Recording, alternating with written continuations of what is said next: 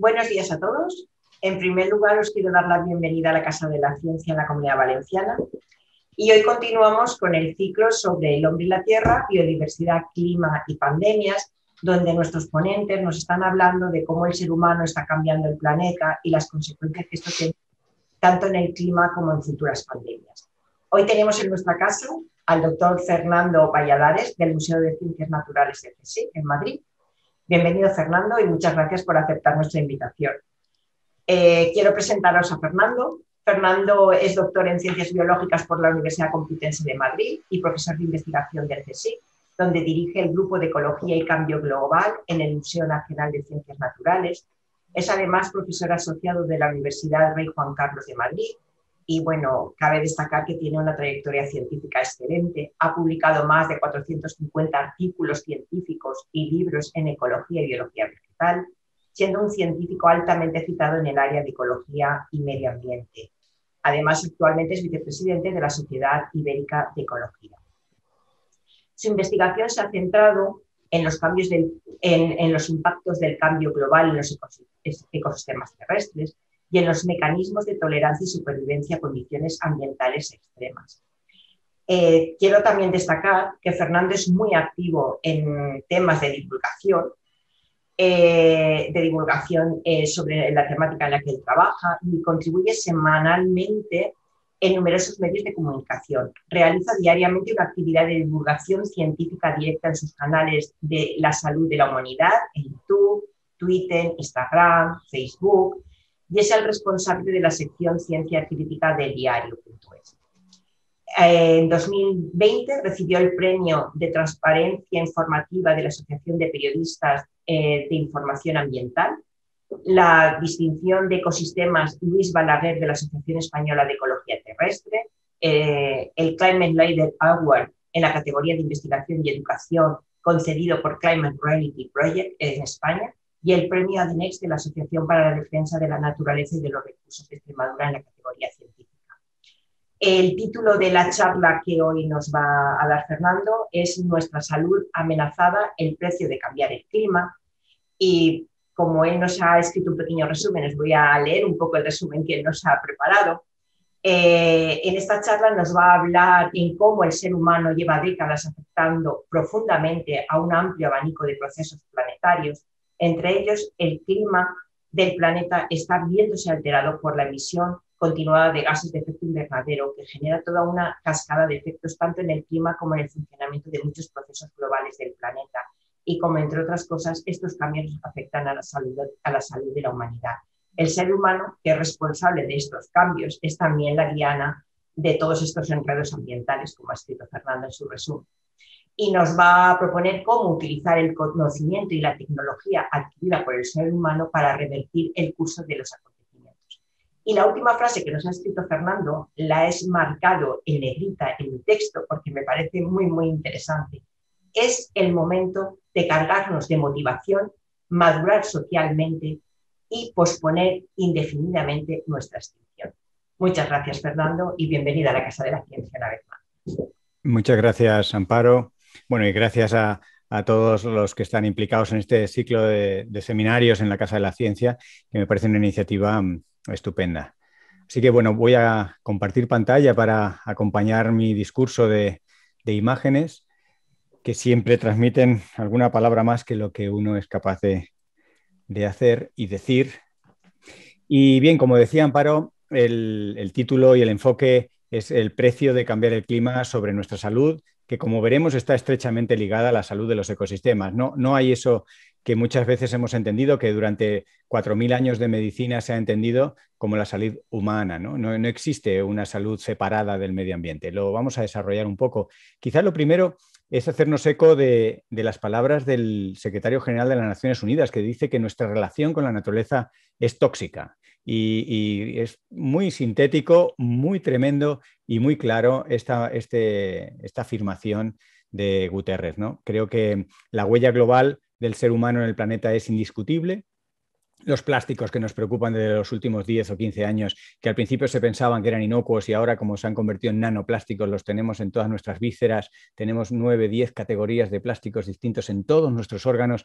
y provocan inflamaciones y, por supuesto, son orígenes de posibles procesos cancerígenos y de inocuos nada, ¿no? Y los gases de efecto invernadero que nos delatan en nuestro consumo desproporcionado y desmedido de energía, ¿no? Así que por eso se habla del antropoceno, que aunque no está completamente aceptado por la Comisión Internacional de Estratigrafía, que es la que valida las eras y los periodos geológicos, sí que desde hace ya décadas los científicos lo utilizamos para encapsular ese concepto en el que hay un gran cambio ambiental global que lo está empujando Anthropos, ¿no? Que lo está empujando el Homo sapiens, esta especie teóricamente sabia que curiosamente se inflige a sí mismo 3 tremendas amenazas. Las podemos resumir en 3, cada una se podría desglosar en muchas, pero en primer lugar amenazamos a la biodiversidad. Desde que nos levantamos como especie y nos organizábamos en grupos de 20 personas ya éramos capaces de extinguir la megafauna.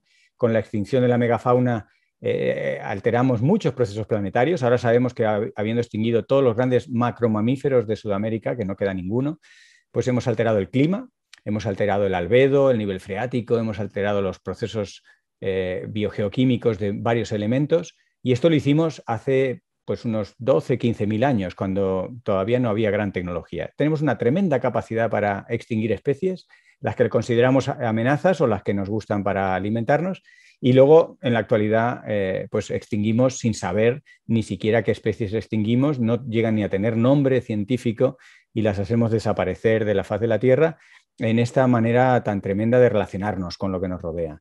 La segunda gran amenaza que nos autoinfligimos es la contaminación. Tiene muchas formas: atmosférica, nitrógeno, los plásticos que mencionaba. Y, por supuesto, el cambio climático, que está de fondo. No podemos entender el efecto de ninguna de estas cosas por separado, porque al igual que nuestra salud depende de la salud de los ecosistemas, los efectos de las amenazas ambientales ocurren simultáneamente, normalmente con más de un factor cambiando. Para poner en contexto la magnitud de nuestro autolesión, la contaminación atmosférica es el 4º riesgo más importante de defunciones en el mundo. El 12% de las personas que mueren cada año lo hacen por respirar estas atmósferas que, por ejemplo, disfrutamos en la ciudad de Madrid. Lo que nos trae aquí, sobre todo, es el efecto invernadero, del cual quien más, quien menos, todo el mundo ha oído hablar y tiene un concepto. Es un concepto muy intuitivo. No es literalmente como un invernadero porque no tiene techo en nuestra atmósfera, pero sí que funciona de forma muy análoga atrapando esa radiación. Y los últimos trabajos científicos lo que han hecho es añadirle más piezas de información a algo que ya sabíamos de hace pues 3 décadas, ¿no? Desde la cumbre de Río de Janeiro en el año 92. Este artículo de enero de este año en la revista Nature muestra, refinando las reconstrucciones climáticas, que el momento más cálido desde el comienzo del Holoceno, desde el final de las glaciaciones, el momento más cálido es hoy. Durante un tiempo la ciencia pensaba que había un periodo más cálido hace unos 8.000, 7.000 años, que sería la curva en azul, pero realmente las reconstrucciones corrigiendo por artefactos revelan que no ha dejado de subir la temperatura y que ese gancho en gris que se representa hacia el final de esta gráfica, en el lado derecho, pues representa el calentamiento antropogénico, un calentamiento que no se puede explicar sin la actuación humana, sin la emisión de estos gases de efecto invernadero. El año pasado, el 2020, nos recuerda que el cambio climático ya está aquí. Un concepto muy tradicional es pensar, bueno, hay unos escenarios, hay un futuro de cambio. No, el cambio climático ya está aquí. Y además ya está en una fase bastante salvaje, diría yo, en una fase exponencial. El 2020 es el año más cálido desde que podemos medir la temperatura, igualando al 2016. Y 7 de los años más cálidos, desde que tenemos registro instrumental, se han dado en la última década. 7 de 10. ¿No? Y el récord absoluto en agosto del año pasado en California de casi 55 grados, pues ya también habla en ese mismo sentido. Para las personas que no entiendan muy bien qué significa 55 grados, pensemos que muchas proteínas, por ejemplo, se desnaturalizan a 50, a 52 grados. Es decir, que se puede prácticamente cocer un huevo en el desierto de California sin más que poner la sartén y esperar un ratito, eso sí, hasta que se coagulen esas proteínas, ¿no? ¿Cómo sabemos que lo causamos nosotros? Bueno, hay muchas formas de explicarlo o de justificarlo. Y con las olas de negacionistas que se reinventan y que no terminan de desaparecer del todo, negacionistas que algunos son por ignorancia, otros son por intereses, otros son porque piensan que esto no hay quien lo pare y entonces mejor no hacer nada. Bueno, pues ante todos estos negacionistas de distinto pelaje, hay que traerles esta gráfica que ya hace 20 años el IPCC empezó a poner y que no ha hecho más que reafirmarse una y otra vez, ¿no? No somos capaces en la ciencia de recrear el clima que ha ocurrido en el último siglo si no es introduciendo el efecto radiativo de los gases con efecto invernadero que emitimos nosotros. En los tres gráficos básicamente se muestran los resultados del modelo y las observaciones. En rojo, las observaciones del clima, la temperatura media de la atmósfera. Cuando metemos solamente causas naturales, que han, lógicamente siempre han influido e influirán en la variabilidad en el clima, pues vemos que la segunda mitad del siglo XX no se puede explicar. En el gráfico de arriba a la derecha, cuando solo metemos los gases de efecto invernadero, hay algunos momentos, por ejemplo, mediados del siglo XX, que tampoco encajan tan bien los resultados con las observaciones. Y es el gráfico de abajo que combina las dos cosas, lo que explica realmente lo que es capaz de modelizar lo que ya ha ocurrido con las temperaturas. Así que, especialmente en la segunda mitad del siglo XX, sin el efecto de los gases de invernadero, no podemos explicar lo que ya ha ocurrido. Hablamos de un 1,1 grado de calentamiento respecto a la era preindustrial, que también, una vez más, parece que es poca cosa, ¿no? Cuando en un día en una ciudad continental puede haber 15, 20 grados de oscilación, pero son promedios planetarios. Y si multiplicamos este ligero incremento en la temperatura por las grandes masas de hielo, de agua en los océanos, podemos ver la cantidad, podemos imaginar o intuir la cantidad de calor almacenado en la hidrosfera, en la criosfera, en la propia atmósfera, con simplemente 1 grado, 1,1 grados de temperatura. Es muchísimo el calor cuando multiplicamos esto por esa masa del planeta que se ha ido calentando a fuego lento, diríamos, durante estos 30 años. Lo que más nos preocupa en la actualidad es lo que se denominan puntos de inflexión.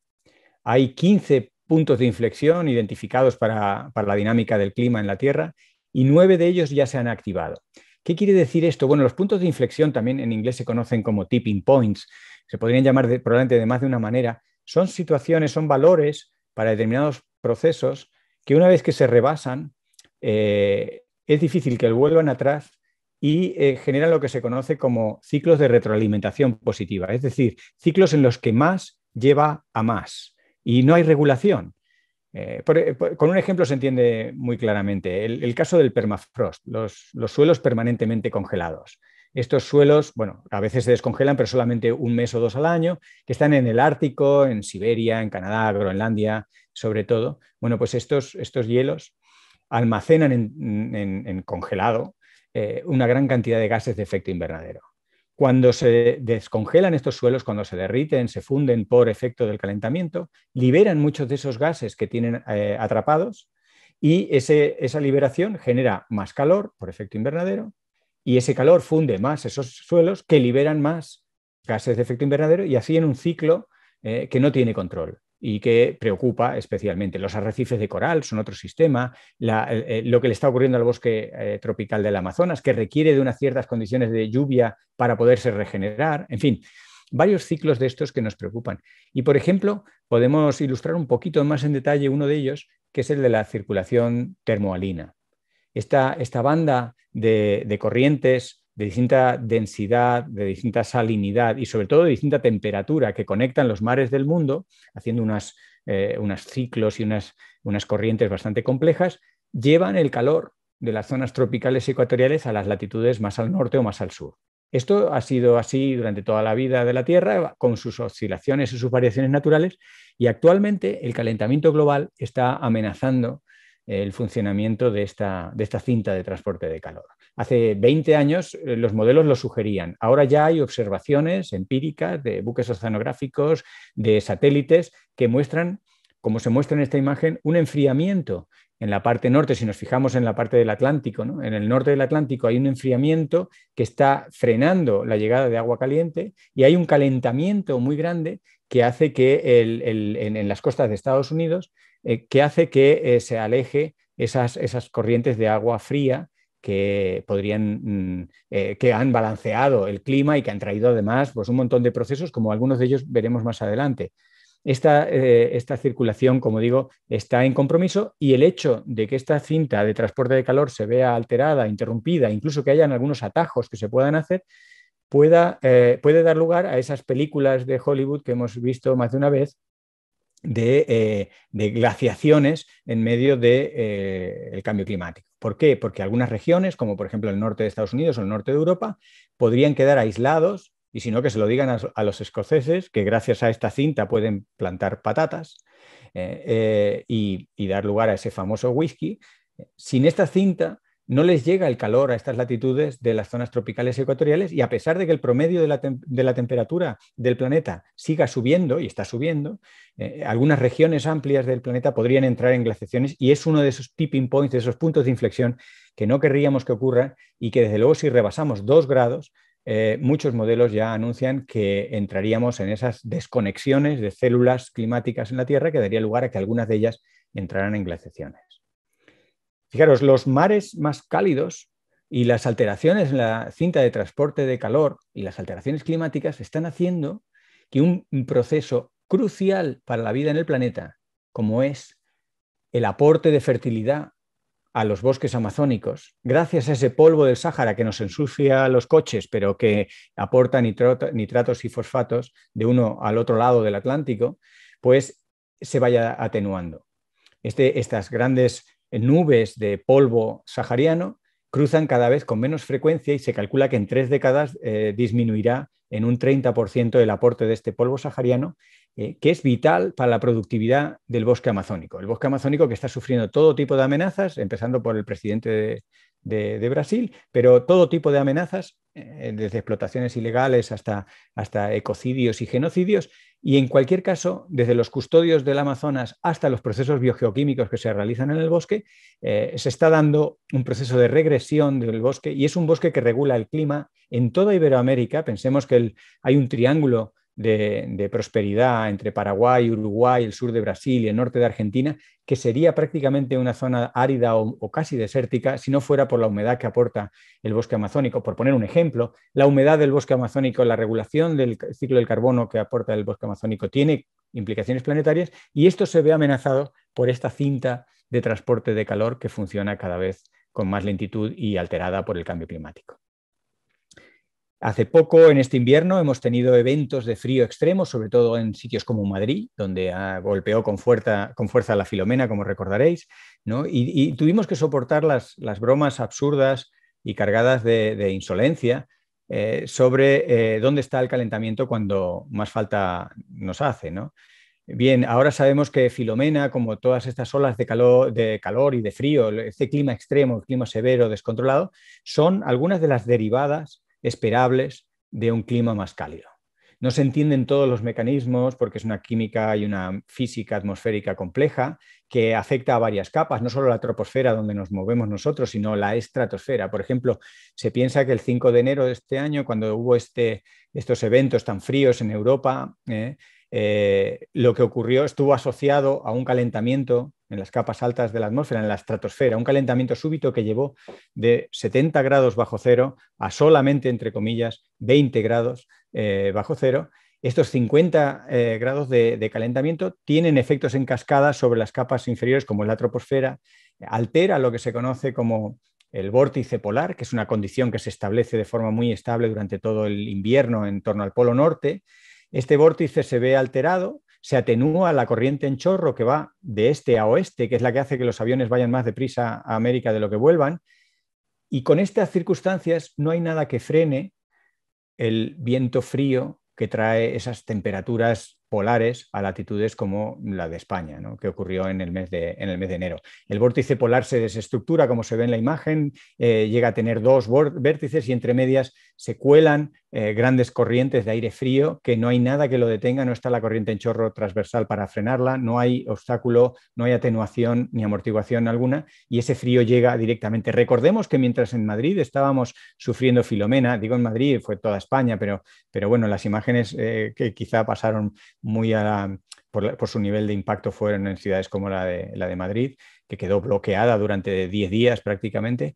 Bueno, pues mientras en Madrid sufríamos, y en España y en el oeste de Europa sufríamos estas temperaturas tan bajas y pertinaces que duraron durante más de 10 días, pues en el este de la cuenca mediterránea, en Grecia y en Turquía, la gente se estaba bañando en un mar Mediterráneo con temperaturas de ambiente de 22, 24 grados, ¿no? Esto es cambio climático en acción, ¿no?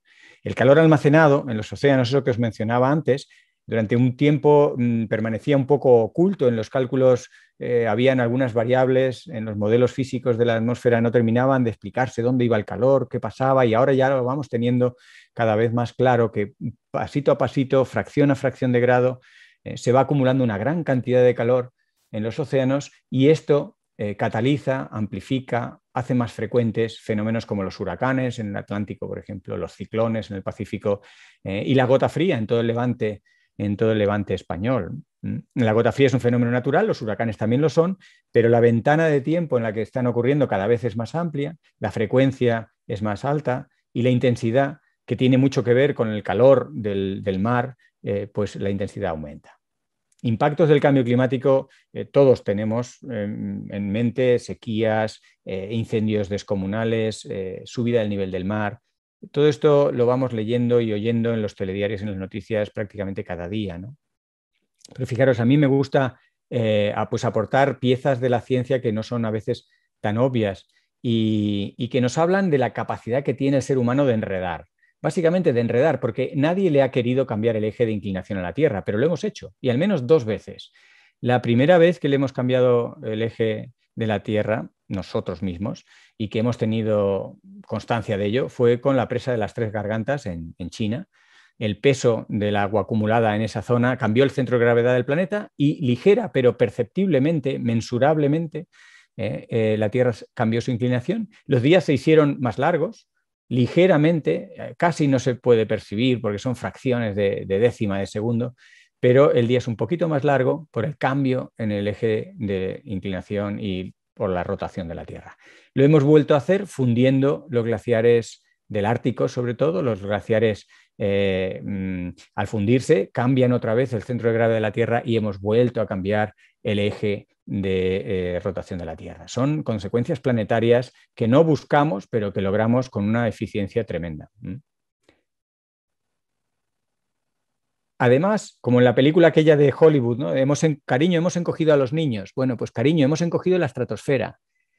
Sin darnos cuenta, sin saber que íbamos a estar causándolo esto, y tras algunas décadas de debate científico ya hay constancia de que le hemos reducido en 400 metros el espesor de la estratosfera, esa capa que tenemos por encima de la nuestra, que hablábamos antes con el vórtice polar y con el calentamiento súbito. Bueno, pues además la estratosfera es ahora un poco más fina debido a la presión de los gases de efecto invernadero y debido a que cuando algunos de estos gases entran en la estratosfera generan un enfriamiento. Este enfriamiento y la presión por debajo hacen que la capa sea más fina, y se calcula que para 2080 se reducirá 1 kilómetro más de espesor esta capa.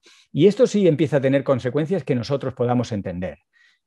Tiene consecuencias, por ejemplo, para las naves y los satélites, la órbita, el tiempo de vida orbital, la entrada de naves en la Tierra después de su paseo espacial, y para sistemas de navegación GPS y las comunicaciones por radio. O sea, que esto ya empieza a ser un enredo con consecuencias. Pero el cambio climático directamente mata. Nos mata a nosotros, nos afecta. Del orden de 250.000 de personas murieron el año pasado, es decir, la sexta parte de las personas que murieron por el coronavirus, pues el equivalente a una sexta parte de eso murió por causas directas atribuibles al cambio climático. Y esto no hace más que crecer. Pero es que por causas indirectas se calcula que el cambio climático mata cada año decenas de millones de personas. Decenas de millones de personas mueren indirectamente por el cambio climático. ¿Por qué? Porque el cambio climático afecta a un montón de aspectos que tienen que ver con nuestra salud. Me gusta empezar por el tema de las migraciones, un tema tan polémico, tan complejo, con derivadas políticas, sociales, éticas, religiosas, espirituales, biológicas, genéticas. Bueno, pues estas migraciones, más de la mitad de las personas que se mueven hoy en día por el planeta forzosamente, lo hacen indirectamente por un clima distinto.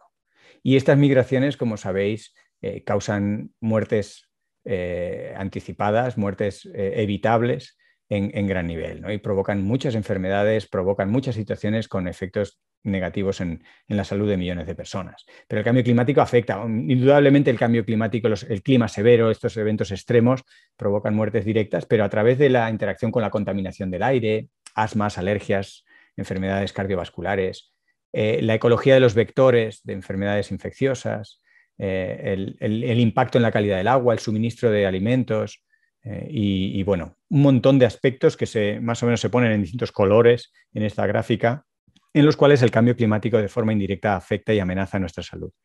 Y todo esto nos lleva a hablar de lo que se conoce como límites planetarios, que son condiciones para determinadas variables, como el cambio climático, como la diversidad genética, como la contaminación.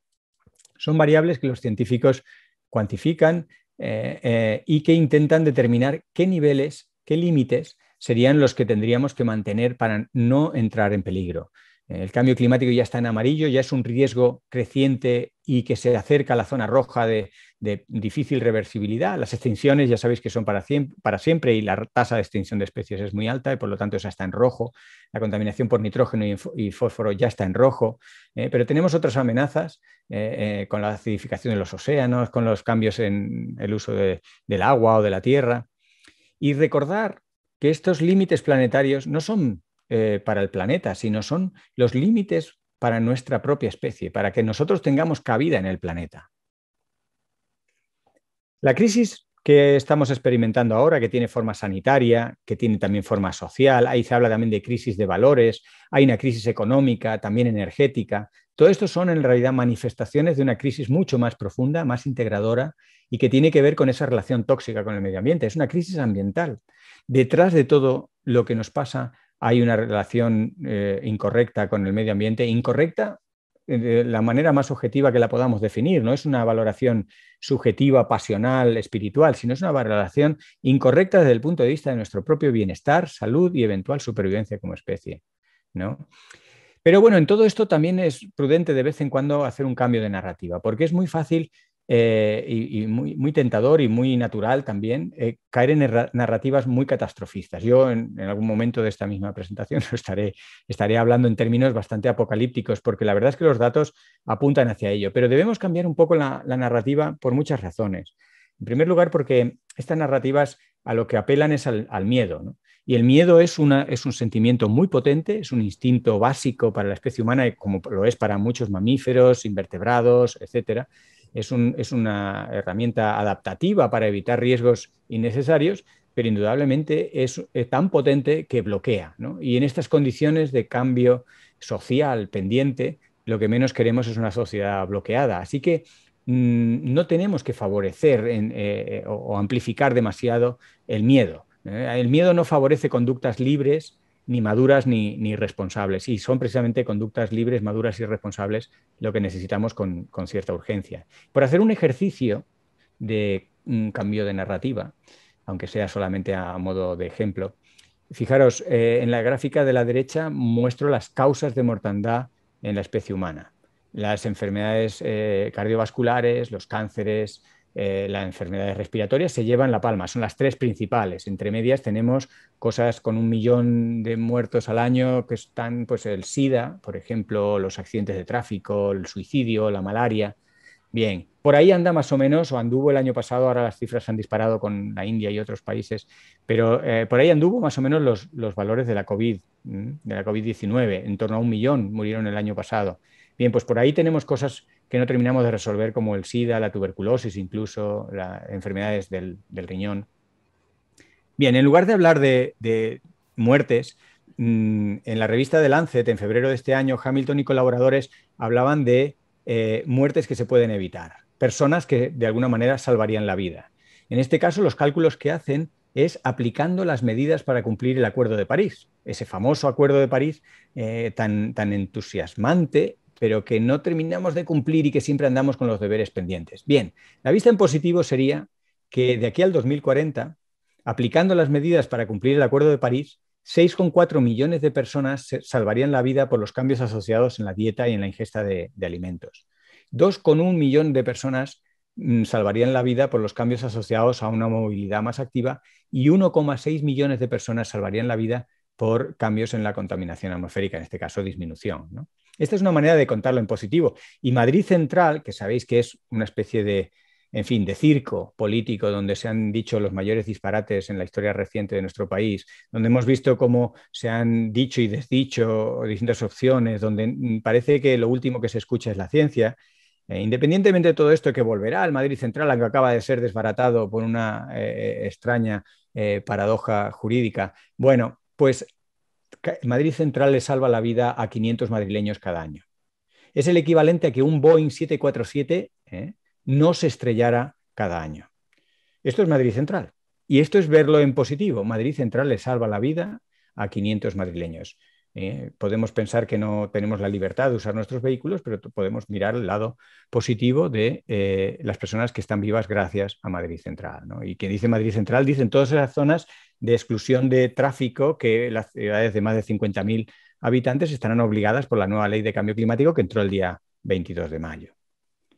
Durante mucho tiempo hemos vivido una especie de engaño y me ha sorprendido tremendamente constatar que en muchas facultades de economía de nuestro país se sigue enseñando una hipótesis que es, a medida que se desarrollan los países y tienen más Producto Interior Bruto, más riqueza, disminuimos nuestra huella ambiental porque tenemos más tecnología, más conciencia y más medios para reducir nuestro impacto. Es todo lo contrario. Whitman y colaboradores el año pasado en la revista Nature publicaron una serie de gráficas, entre ellas esta, y una serie de análisis que no dan lugar a dudas. Cuanto más dinero tenemos medido en Producto Interior Bruto, más CO2 emitimos y más recursos extraemos de forma global. El hecho es que la tecnología no la invertimos para disminuir nuestra huella ambiental, sino al contrario. Y esto está acoplado además a una capacidad tremenda que tenemos, que es vestir de verde los proyectos y convencernos de todo lo contrario. Somos fantásticos en una especie de prestidigitación de convertir en verde algo que es tremendamente marrón o negro, ¿no? Y esta doble capacidad de alterar los ecosistemas y disfrazar la realidad es lo que explica que el capitalismo verde y los esfuerzos neoliberales por liderar muchos acuerdos y convenios sean en realidad tan ineficaces como costosos, ¿no?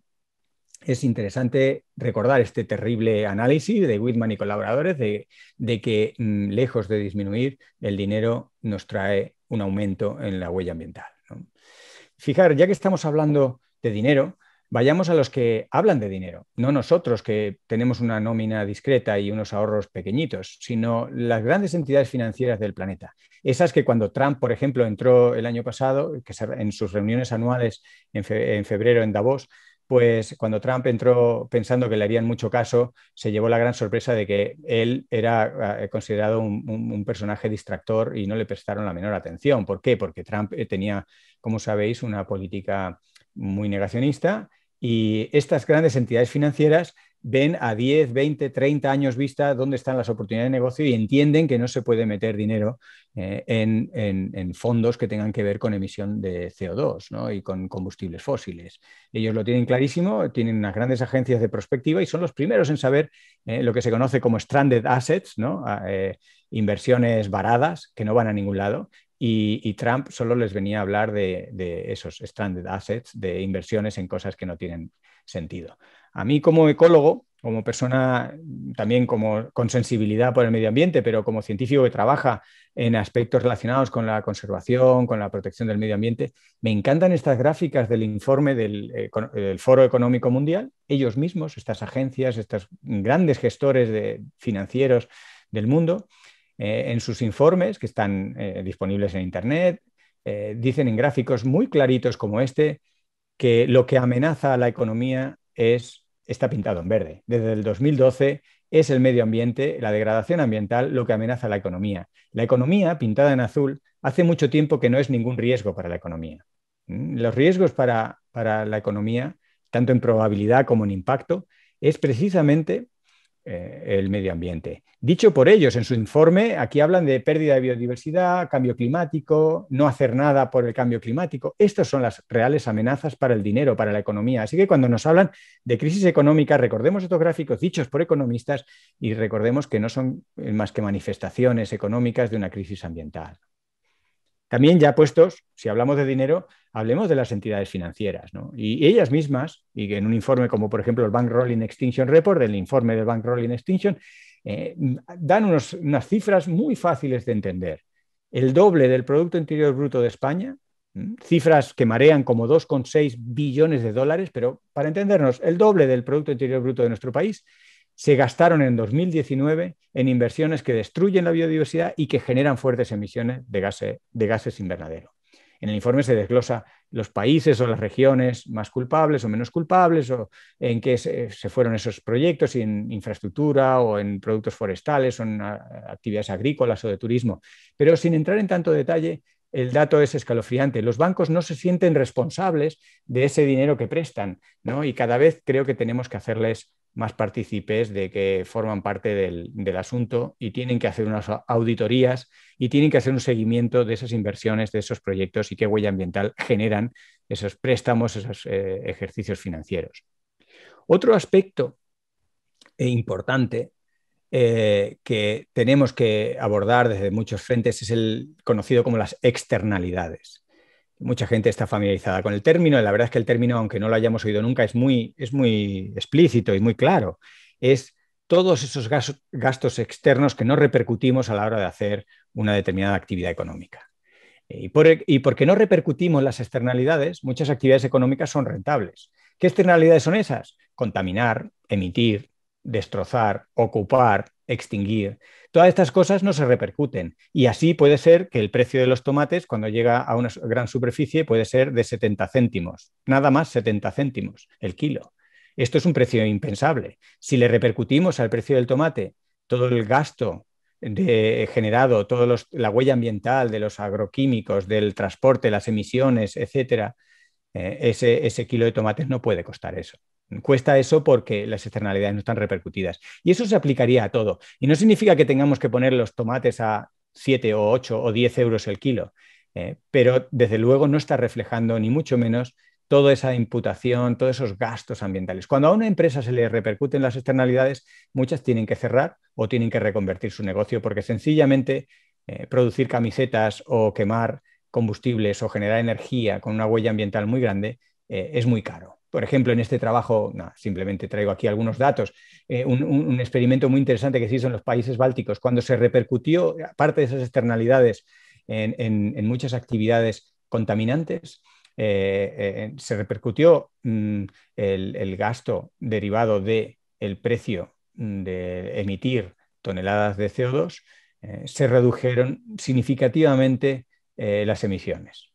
Muchos sectores tuvieron que reconvertir, reducir y al final redujeron la huella ambiental. ¿Cómo lo hicieron? Bueno, pues podemos ir al trabajo de Dalia Streamlinke y mirarlo con más detalle y podríamos ver muchos más casos. El hacerlo no es fácil, no estoy diciendo para nada que sea algo fácil, pero el repercutir las externalidades hace que muchas actividades se repiensen, se reinventen y el resultado que a nosotros nos puede interesar es que su huella ambiental disminuye inmediatamente, ¿no? Pero lo mismo que ocurre esto, países como Alemania, dentro de continentes como Europa, que son adalides de conservación y están empujando el Pacto Verde Europeo y nos llenamos de ecología y ecologismo, están talando el bosque de Jamba. Porque al final hay que bajar a casos y situaciones concretas, ¿no? ¿Cómo es posible que Alemania esté talando el bosque de Jamba? Esto mismo se preguntan miles de alemanes que se manifiestan todos los días en manifestaciones que algunas acaban pues con detenidos y que son bastante polémicas y que llevan más de un año, no sé exactamente si esto empezaría hace 2 o 3 años. ¿Qué ocurre en el bosque de Jambach? Bueno, lo están talando para sacar de debajo un carbón marrón tóxico de bajísima calidad, de una eficiencia energética muy pobre, que contamina y que alimenta esas industrias, esas térmicas, esas centrales de producción de energía que se ven en el fondo de esta imagen. Esto para mí tiene muchas lecturas, ¿no? Si le sacamos, no sé, reflexión a esta situación, podemos dar un avance significativo. Si Alemania, que dentro de Europa es de los más verdes, donde las opciones políticas de conservación y ambientalistas tienen opciones incluso de ganar las elecciones, pero en cualquier caso tiene una cuota de electorado impensable para otros países, incluyendo España, si eso ocurre en Alemania, ¿qué no ocurrirá en otros países, ¿no? Esto hay que entender por qué, cómo, cuáles son las contradicciones, dónde están los problemas, por qué la política, la gestión, qué falla allí, ¿no? ¿Qué está ocurriendo? Si no entendemos Jamba como otra serie de contradicciones, no entenderemos y no podremos avanzar en la transición energética y ecológica en la que estamos embarcados. Para poner en perspectiva qué necesitamos hacer, claro, uno puede ir a ver todos los acuerdos de París, verse la letra pequeña, la grande, leer los titulares, y naufraga en unidades de gigatoneladas de CO2, ¿no? ¿Cuánto CO2 hay que reducir, las emisiones? Y la verdad es que es difícil situarse. Por eso me gusta este artículo de Lequer y colaboradores, que lo ponen en unas unidades perceptibles por todos, porque al final tenemos todos que entender un poco con nuestro conocimiento, con nuestra experiencia, hasta donde lleguemos, pero tenemos que tener una medida de lo que se nos está pidiendo. Hay que reducir emisiones. Muy bien. ¿Qué significa converger con París? Pues significa, por ponerlo en pocas palabras, tener del orden de una COVID cada 2 años o 4 pandemias en una década. No es que tengamos que enfermar, pero es que tenemos que hacer una reducción de emisiones análoga a la que se ha sufrido en el 2020, equivalente a la del 2020, para poder converger con París. Esto es para poner en perspectiva el tremendo esfuerzo que tenemos que realizar, ¿no? Para no tampoco pedir peras al olmo, tampoco decir, bueno, pues suscribimos este convenio y lo hacemos y ya está. Bueno, sí, vale, lo suscribimos, pero hacerlo requiere motivación, requiere decisión y no va a ser fácil, ¿no? Somos expertos en hacernos trampas al solitario. Yo creo que si le explicáramos a un alienígena, a un marciano que llegara a la Tierra cómo funciona el solitario, se quedaría sorprendido, pero más sorprendido se quedaría este alienígena eventual si le decimos que mucha gente, un porcentaje grande, podéis consultar en Internet, se hace trampas al solitario. Entonces realmente el alienígena no entendería nada. Somos expertos, ¿no?, en hacer la ley y la contraley, la ley y la trampa, el firmar un acuerdo económico y luego saltárnoslo, ¿no? Somos muy conscientes de que las cosas no funcionan, ¿no? Y por cosas nos referimos, aunque muchas veces nos cueste decirlo, al sistema socioeconómico. Nos cuesta decirlo porque decir que el sistema no funciona te coloca inmediatamente en el cajón de los antisistemas, ¿no? O incluso de los rojos, de los anarquistas, de los bolcheviques, no sé, te pueden dar todo tipo de adjetivos si te pronuncias concretamente diciendo cosas como que el sistema socioeconómico no funciona. Entonces es más fácil decir, recurrir a un eufemismo y decir las cosas no funcionan, hay algo que no va, esto no puede seguir así, pero esto y las cosas es el sistema socioeconómico. No es que tengamos una alternativa, realmente no existe, que al menos que yo sepa, y por lo que he podido indagar en economía y hablando en algunos foros, no existe una alternativa entera que pudiéramos saltar en bloque toda la humanidad a otro sistema socioeconómico, pero sí que existen diferentes modos de relacionarnos con la naturaleza, que en el fondo es un sistema socioeconómico, o si queréis, en modo más espiritual, una distinta cosmovisión. En cualquier caso, tenemos que cambiar profundamente cómo nos relacionamos con el entorno, cómo explotamos los recursos y qué huella ambiental tenemos, ¿no? Y hay cosas que se van ensayando, igual que hay iniciativas que podemos decir esperanzadoras en lo económico, como por ejemplo el modelo de Kate Raworth de la economía de la rosquilla o del donut, que ya se está aplicando en ciudades como Ámsterdam, que no es que vaya a resolver la economía del mundo mundial y probablemente tenga sus problemas, pero mientras nosotros estamos aquí debatiendo y haciéndonos cábalas y haciéndonos trampas con una política agraria comunitaria que es muy falsa en lo verde y que se firma en el mismo despacho en el que se firma el Green Deal, pues en ese momento en el que hacemos todas estas trampas y dilaciones y no nos terminamos de atrever a cambiar, pues hay modelos, como digo, el de la rosquilla, esperanzadores, y hay fórmulas todavía dentro de la Constitución que se denominan democracia directa, en las cuales la ciudadanía informada puede hacer mover las prioridades a sus señorías en el Congreso de Diputados y en el Senado. Hay al menos dos, y dos de ellas en las que estamos implicados y estamos aprendiendo sobre la marcha, que son interesantes formas de participación ciudadana. Están las asambleas ciudadanas. En concreto, hay una Asamblea Ciudadana por el Clima que arrancó oficialmente el miércoles, 1 año y medio después de que lo prometiera el gobierno, pero ya está en marcha con sus limitaciones y demás. Es una especie de tribunal popular que trabajará asesorado por expertos independientes y de forma externa, y que dará lugar a una serie de resoluciones. Veremos qué recorrido tienen. Y otra democracia directa está representada en este caso por la Iniciativa Legislativa Popular, una ILP, es decir, la gente reúne 500.000 firmas Hay que hacerlo siempre insisto, en el detalle, en pliegos de la Junta Electoral Central. No valen estas recogidas de firmas en change.org y en Internet. Tiene que ser validado, tiene que hacerse una presentación oficial en el Congreso, tiene que estar aprobado. Normalmente se aprueban y luego ya te queda ni más ni menos la ingente tarea de recoger este 500.000 de firmas. Y ahora hay una en marcha muy interesante en el Mar Menor para intentar salvar en fin, la laguna, una de las lagunas más interesantes de nuestro país, que sabéis que está muy amenazada y además con una forma jurídica novedosa que le da igualdad de derechos a la propia laguna. Bueno, pues estas son dos formas de participar directamente. Si nos preocupamos por nuestro medio ambiente, si nos preocupan las cosas que hemos hablado hoy, pues aquí tenemos unas formas de ensayar, maneras de poner esto en mayor prioridad, ¿no? La nueva ley de cambio climático, que como decía está recién estrenada, no le gusta a nadie. No le gusta seguro que a Teresa Rivera, la ministra, no le gusta a los que la tienen que implementar, no le gusta a los ecologistas porque se queda incompleta, pero hay que aprender a quererla porque es el marco jurídico dentro del cual armarlo todo. La ley admite formas de renovación, de mejora. El año que viene, no, el siguiente, en el 2023, se puede reformar. Solo al alza se puede reducir, se puede planificar la reducción de emisiones. En fin, no es perfecta, es incompleta, es insuficiente, pero es la ley y ya el cambio climático no es una cosa de tertulianos y de cuñados escépticos o tíos que lo puedan cuestionar o primos, sino la ley ya está por ley y en algún momento empezará a tener efectos legales. Así que un poco por concluir, el planeta, la verdad es que ni sufre ni padece con todas nuestras locuras, ¿no?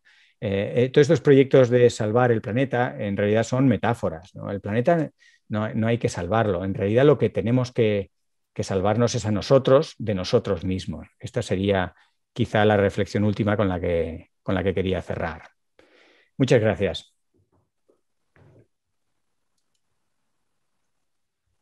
Muchas gracias, Fernando. La verdad es que después de tu charla creo que tenemos que hacer una reflexión muy en serio sobre qué es lo que queremos en el futuro. Creo que todos los que estamos aquí escuchándote hoy somos muy conscientes y ponemos nuestro granito, pero creo que en general la sociedad tiene que hacer un gran esfuerzo y experiencias como las tuyas creo que deberían de verlo muchos políticos y mucha parte de nuestra población. Muchísimas gracias por todas tus reflexiones. Un placer. Te diré que los políticos me van escuchando. Estuve en el Congreso en septiembre, estaré en el Senado dentro de unos días y me sorprende positivamente el grado de información de sus señorías. Lo que ya no es tan positiva es la sorpresa que me causa su inacción y la poca prioridad que le dan. Pero entienden mucho y saben mucho y están muy asesorados en materias ambientales. Luego creo que se hacen muchos líos con las prioridades. Muchas gracias. Bueno, empezamos el turno de preguntas. Imagino que habrán muchas preguntas. José Pío, Juan, Jesús. Bueno, Fernando, desde luego siempre es un placer escucharte. Muchas gracias. Me he quedado sonriendo cuando he escuchado, Amparo, tu presentación. Ha omitido algo que no lo ha hecho voluntariamente porque es algo que no figura en los papeles habitualmente. Y es que aparte de todo lo que sabe hacer Fernando, que has dicho, resulta que tiene una habilidad especial para volar cometas y lo suele hacer en la playa de la Malvarrosa. Es verdad, es verdad. Además, Valencia es el único sitio en España que tiene su propia cometa y tiene su tradición cometil, ¿no? Sí. Y me encanta. Hay una complicidad con la Malvarrosa y las cometas de Valencia. Sí, o sea que bueno, me he sonreído por eso, por el aprecio que tienes también por esta parte de Valencia. Claro, sí, ya lo has dicho, lo que piensas de la ley recientemente aprobada y que creo que es algo en lo que nos tenemos que fijar todos. Y me ha gustado mucho porque dentro de esas soflamas activas que has hecho, creo que es muy interesante que digas que no se trata tampoco de decir, como algunos están diciendo, esta ley no va a servir para nada, sino vamos a utilizar esa plataforma para hacer cosas porque creo que aquí es a poquitos. Simplemente te hago dos comentarios. Uno, creo que es importante o que en general la gente que te va a escuchar, a lo mejor, no, aunque en tu charla está al final está claro, confunden y no conectan mucho los conceptos de lo que es cambio global y cambio climático derivado del cambio global. Entonces, sí que se empieza a hablar mucho, que eso tú no lo has mencionado y no sé si tienes alguna opinión sobre ese parámetro, de lo que se llama el Earth Overshoot Day, y que además se ha calculado con pandemia y sin pandemia, y que se ha visto efectivamente que ha podido suponer para la agresión que hacemos sobre el planeta el parar la economía durante un año de pandemia. Yo creo que ese concepto, o sea, el que seamos conscientes de que el cambio climático no viene porque sí, sino por una serie de acciones concretas que se deducen de lo que has dicho, pero quizás que eso fuera más claro. Sí. Y luego, aunque lo has dicho solamente muy de forma parcial, cuando has puesto una imagen de todos los daños, yo creo que, digamos, el querer llevar esta temática en estos tiempos a la sociedad, sin duda se ha originado en parte por la situación de la COVID y las enfermedades emergentes. Entonces, hay un punto que me gustaría también conocer tu opinión, porque vosotros, los que os dedicáis a la ecología de sistemas, por una parte decís que el mantenimiento de la biodiversidad es básico para tamponar el que los patógenos emergentes puedan movilizarse, pero por otra parte también es bien conocido que aquellas zonas muy ricas en biodiversidad favorecen la aparición de patógenos emergentes. Entonces, la pregunta, o sea, esa contradicción, es decir, una cosa es que aparezca y otra cosa es que se mueva. Entonces, ¿qué es más importante? ¿Que mantengamos la biodiversidad o que, y si lo ves posible, o que podamos controlar el movimiento de personas y mercancías de otra manera? O sea, ¿sabes? ¿Entiendes? O sea, para mí esa es una disyuntiva que yo desde luego no la tengo clara. Me gustaría la opinión de un experto. Bueno, la verdad es que me tenéis que invitar a otra charla y hablaré de eso, porque otro de los temas que le hemos dado mucho pensamiento es precisamente abordar eso, la COVID, las enfermedades emergentes, porque es un fenómeno claramente de cambio global. No me voy a olvidar, lo dejo para después, la primera pregunta, ¿no? La del overshoot y la huella ambiental. La voy a retomar, pero ya que esta está ahí como la has dejado muy caliente, ¿no? Pues fíjate, ahora se desarrolla un concepto que lo estoy intentando explicar mucho, que es el de la inmunidad de paisaje. Hemos estado luchando por la inmunidad de rebaño. Sabemos que es muy elusiva, que la inmunidad de rebaño parece que no la vamos a alcanzar por todas las variantes del virus. No nos hemos puesto las pilas con la vacuna bien de golpe, y entonces al final de poco va a servir que los europeos estemos todos vacunaditos junto con los norteamericanos, mientras esté India y África y Latinoamérica a medio vacunar. Entonces, la inmunidad de rebaño es un concepto que, bueno, también me ha hecho mucha gracia sonreír. La verdad es que sus señorías a veces te dan para reírte si te lo tomas con humor. Cuando decían, no, España no es un... ¿cómo es que es esto de rebaño? ¿Cómo no somos un rebaño? Y dices, bueno, vacuna viene de vaca. O sea que si te pones con los términos... Entonces la inmunidad de rebaño es a la que realmente aspirábamos, es muy difícil de alcanzar en los términos actuales y desde luego es muchísimo más preventiva. Evita muchas más muertes y muchas más enfermedades la inmunidad de paisaje. ¿Qué es la inmunidad de paisaje? Bueno, es toda una serie de características en la integridad ecológica de los sistemas que nos rodean, empezando por nuestra nariz. Ahora hablaremos que uno de los ecosistemas fascinantes y menos estudiados es el ombligo, la nariz. O sea, no hay que irse a la selva tropical, ¿no? El medio ambiente en un sentido tan amplio, desde la nariz hasta el Amazonas, esa integridad ecológica lo que hace es reducir un fenómeno que es estocástico, que tiene un tema probabilístico y que las compañías de seguros conocen muy bien, porque es un tema de probabilidades, que es una pandemia. Las pandemias nadie sabía cuándo, ni quién, ni dónde iban a surgir. Es un tema de probabilidades. Las Naciones Unidas llevaban 10 años avisando del riesgo de pandemia. Incluso habían hecho una especie de retrato robot de cuál iba a ser el patógeno, pero no sabían exactamente cuál ni dónde, ¿no? Había un mapa del 2017 de Allen y colaboradores que mostraba cómo el sudeste asiático era una zona caliente de la cual probablemente iban a surgir pandemias, y así fue, por un tema de probabilidades, ¿no? Entonces, la inmunidad de paisaje es un concepto que se empieza a ilustrar en casos concretos y que pone a la restauración ecológica como una herramienta de salud pública. La restauración ecológica no es una cosa de frikis que quieren plantar árboles o de gente que se enamoró de una especie extinta o erradicada y que hay que volver a traer, no.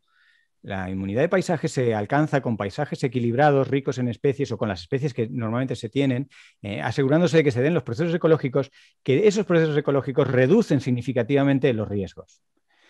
Tú puedes tener, como tenemos, patógenos por todos los lados. En nuestro propio organismo tenemos un montón de patógenos. Cuando se baja nuestro sistema inmune, de repente nos sale una calentura. Recordatorio de que somos un ecosistema que camina, ¿no? Entonces, los patógenos están ahí. Lo que hay que tenerlos es equilibrados en un juego de fuerzas evolutivas y ecológicas. Cuando está ese juego de fuerzas ecológicas, tenemos unas probabilidades modestas de sufrir una infección. Modestas, no cero, modestas. La ventaja de esto que hemos llamado en su día, el año pasado, en La Vanguardia, en El País, hablábamos de la vacuna, ¿no? La vacuna la teníamos y no la hemos cargado, decía el Valladares. Bien, pues esta analogía de la vacuna, que ahora lo estoy intentando concentrar en un término más científico, que es inmunidad de paisaje, es reducir las probabilidades. El reducir las probabilidades lo que logra es la inespecificidad. Los virólogos solo saben de un centenar de virus y se sospecha que hay varios miles. Es decir, solo conocemos la punta del iceberg. No sabemos la función de muchos de los virus que están en nuestro propio organismo. De repente se encuentra un virus que estaba ahí y dice, ¿y este qué hace? No se sabe. Como mucho se le pone la secuencia genética. Pero te quiero decir con todo esto que la inmunidad del paisaje, que la podemos alcanzar y, como digo, estaré encantado de desarrollar en futuras ediciones, parece que esté hablando de mi libro, pero es verdad que es un tema que le hemos dedicado mucho esfuerzo a pensar y a integrar el conocimiento científico en términos un poco asequibles.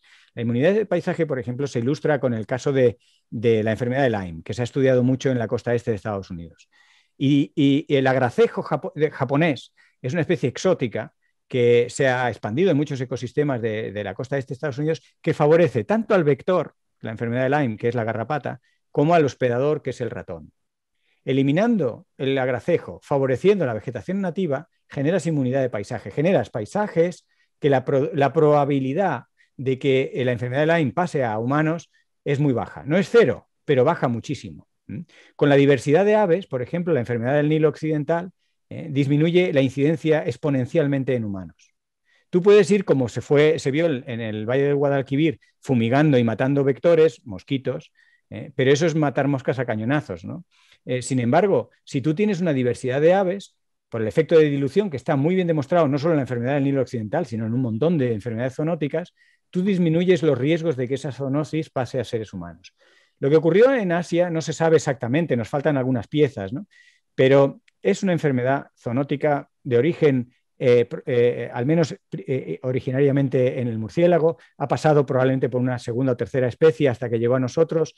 Hay piezas que no terminamos de saber, pero bueno, hay más coronavirus en murciélagos y hay familias de virus y otras bacterias patogénicas en muchos microorganismos.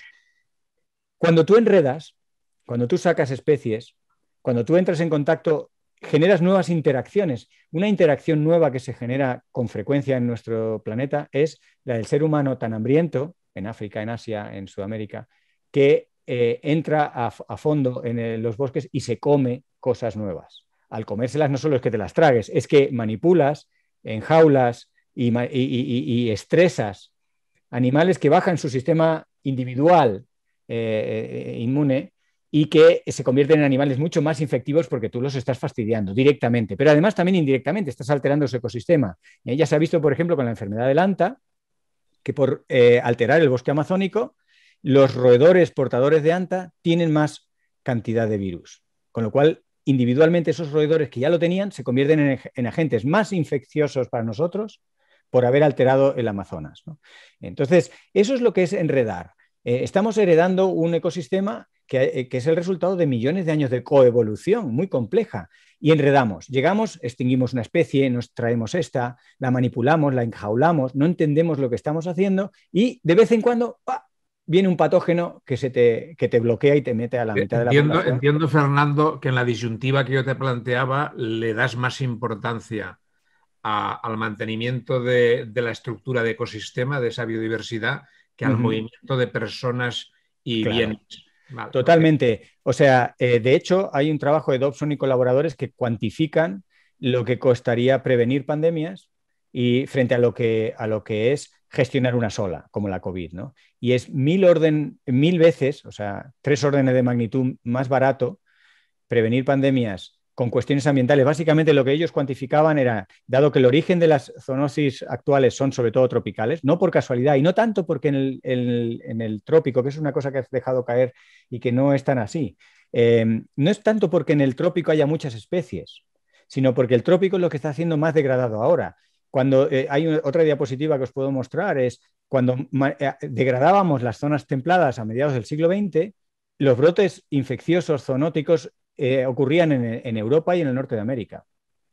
Ahora que tenemos más capacidad y más saña con los ecosistemas tropicales, ahora las enfermedades zoonóticas se derivan de zonas tropicales. No es tanto porque allí haya muchas especies, que en parte puede ser, ¿no? Pero fundamentalmente es porque estamos mucho más metidos hasta el fondo en los ecosistemas tropicales y de ahí estamos generando nuevos contactos, nuevos riesgos, ¿no? Y básicamente las 3 medidas de prevención es reducir el tráfico, eliminar el tráfico ilegal de especies, reducir la deforestación y la alteración de los ecosistemas tropicales y poner en marcha un sistema de alerta y detección temprana de los brotes zoonóticos, ¿no? Con estas 3 cosas se reducen mucho los riesgos. Siempre en términos de ecología hablamos de reducción de riesgos. No es como una vacuna que es casi el 99% de control, ¿no? Aquí no es ese control, es una reducción significativa y con eso podemos vivir. Hemos vivido siglos y podríamos volver a vivir si recuperamos ciertos equilibrios. Bueno, y podemos volver a lo otro y solo una cuña. La primera pregunta, porque me he alargado mucho en la segunda, que me tocó muy de cerca. Efectivamente, el concepto de huella ambiental es muy intuitivo. El día en el que sobrepasamos la capacidad de carga del planeta es una manera de contar muy bien toda la serie de cosas que globalmente le hacemos al planeta. Y tanto es así que el 1 de mayo hemos sacado con Televisión Española en Para Todos la 2, ¿no? Un reportaje, cada 15 días saca un reportaje de 5 minutitos y el del 1 de mayo era precisamente sobre la huella ambiental y la contamos de la manera más intuitiva de qué significa, cuál es el concepto y paso de arrancar con la simple idea de que toda construcción lleva asociada a una destrucción y el balance de lo que destruyes frente a lo que construyes es precisamente la huella ambiental, ¿no? Y es un concepto que creo que es, efectivamente, como tú decías, muy importante de contar, de entender y, por supuesto, de dirigir nuestros esfuerzos ambientales para reducirla, ¿no? Ok.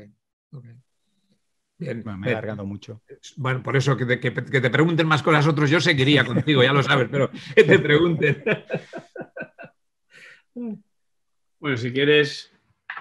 Bueno, gracias Fernando por esta charla tan sentida y por la multitud de reflexiones que nos has hecho, ¿no? Yo en particular, la verdad es que me he sentido muy a gusto con algunas de tus reflexiones, ¿no? La del cambio que tú hablabas de narrativa. Yo creo que para mí creo que es importante, tal como lo hablamos en la sociedad, ¿no? Con la gente que conocemos. O sea, realmente quienes más perjudicados van a salir, ¿no? Somos nosotros. Claro.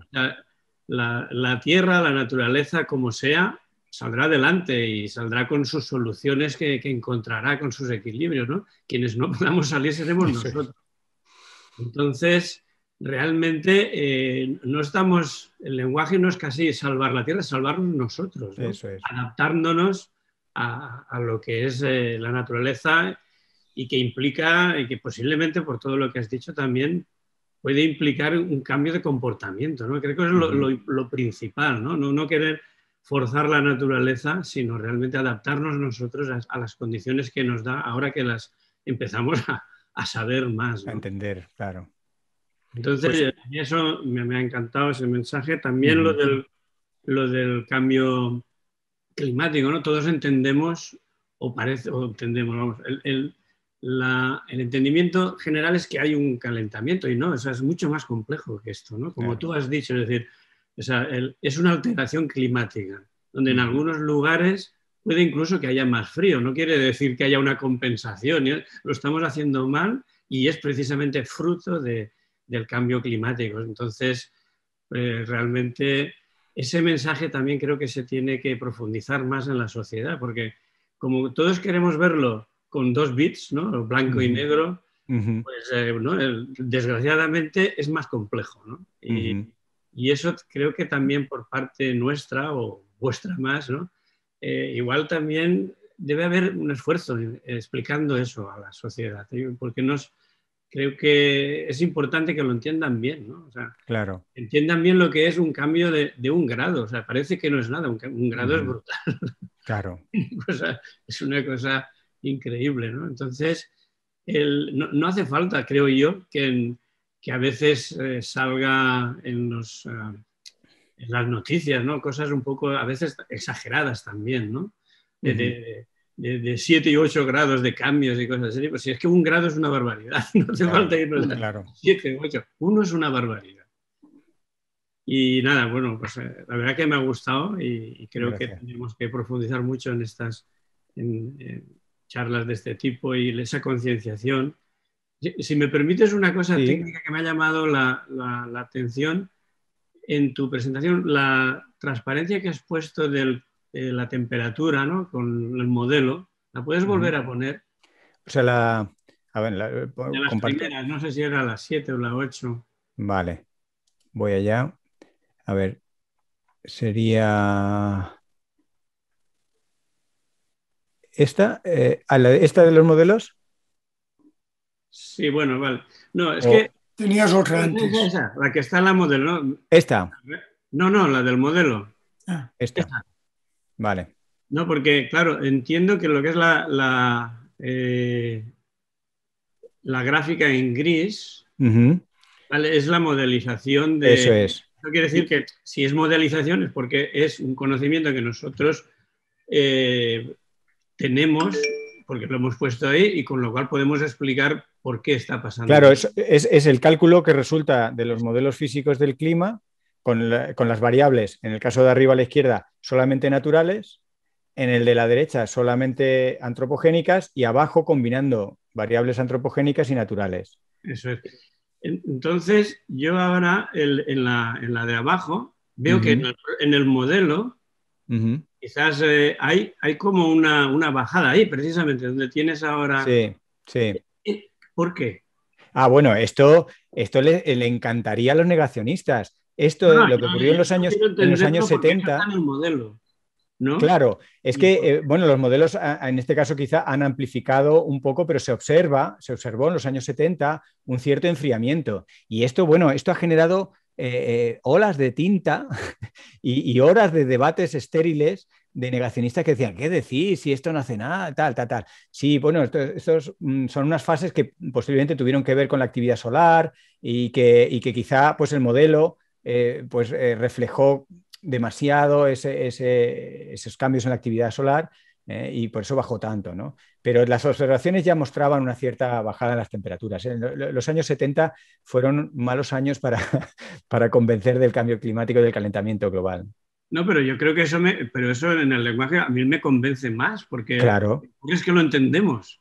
Claro. Es precisamente lo del cambio de narrativa de lo que te estaba diciendo. Es complejo y eso no quiere decir que siempre tiene que estar calentándose. Claro. Realmente eso da, para mí, cuantifica nuestro conocimiento mucho mejor. Claro. Quiere decir que precisamente somos capaces de distinguir esos efectos además de, ¿no? Yo en esto que decías de la complejidad, o sea, para mí uno de los desafíos ahora que me he metido más a divulgar y demás, me levanto todas las mañanas con un paper o con un informe y mi desafío es simplificarlo y ver qué esencia puedo sacar de esto que lo pueda entender todo el mundo, pero también como un ejercicio intelectual mío, ¿no? De decir, encontrarle la chicha.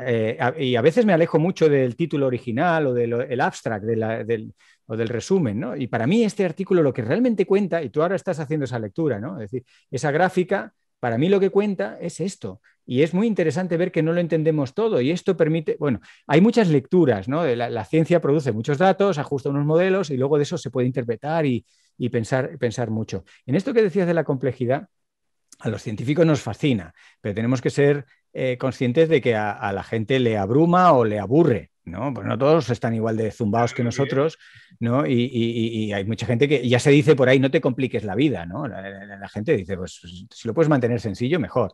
Entonces, hay que hacer como de transformación de la complejidad.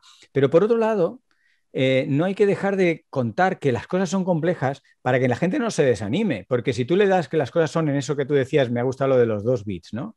Sí o no, blanco o negro. Si tú a la gente le generas, como hacen nuestros políticos más desafortunados, de decir, sí, no, ya está, no, no está. Nos hemos librado del COVID. A ver, los patógenos no se van nunca, nunca se han ido. La COVID no se va a ir, nunca vamos a ganar del todo. Entonces no es sí o no, el COVID ya no estará. No, es que el COVID va a estar. Pero si está en números pequeños, pues bienvenido, suma, pues ya está uno más. Entonces, el introducir con amabilidad, sutileza y sin generar mucha bilirrubina en quien te escucha, que el mundo es complicado y que la ciencia solo va escarbando y solo sabe unas cosas. Pero si es el simple mundo de las probabilidades, que la gente no baraja las probabilidades. Por eso tienen éxito no solo las loterías, sino los adivinadores del futuro, porque la gente no sabe barajar las probabilidades. Todo el debate estéril de la AstraZeneca ha sido porque nuestro cerebro general y más el social no es capaz de percibir probabilidades muy pequeñas, infinitesimales. No sabemos distinguir entre una cosa que es una 10.000.000ésima y una 100.000.000ésima de probabilidad, ¿no? Pues son probabilidades muy pequeñas. Y entonces no sabes la probabilidad de que te genere un trombo, la AstraZeneca, cómo compara, y lo hemos tenido que poner comparando con la probabilidad de que te parta un rayo, que es mucho más pequeña, que te dé un trombo la AstraZeneca que te parta un rayo, que se ha cuantificado y la probabilidad de que te parta un rayo tiene 5 ceros. Bueno, pues esto tiene 9.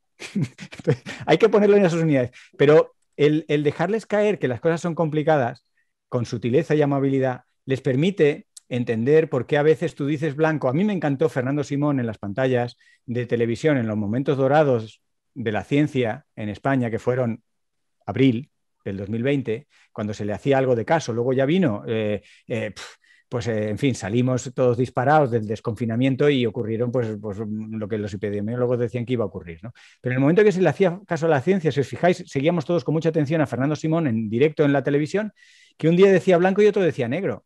Que esto y decía cosas que son blasfemia para un político, como no lo sé. Joder, aprendamos a decir no lo sé. Es que decir lo contrario, que es lo que se le espera a un candidato a presidente del gobierno o de la Generalitat, pues es que muchas cosas no las sabemos. Lo mejor que podemos hacer es decir no lo sé. O lo que te decía ayer, pues mira, hoy cambia. Ha salido un artículo o hemos revisado los datos y ahora resulta que los guantes no y la mascarilla sí, y a lo mejor no todo mascarilla y... Bueno, pues esa es la complejidad y ese es el lenguaje, yo creo que es lo que puede aportar la ciencia al debate social, a resolver problemas complicados, ¿no? Es decir, nosotros no tenemos la solución porque no existe una solución única y universal. Hay aproximaciones sucesivas a una verdad compleja, ¿no? Y esa es la ciencia, y ese es el desafío. Y a mí es lo que me fascina de la divulgación científica, ¿no? El simplificar el lenguaje para que se pueda entender, pero no perder de vista la complejidad que hay detrás, que pueda explicar que lo que ayer... A mí me dicen muchas veces, joder, Fernando, tienes más salidas que el metro.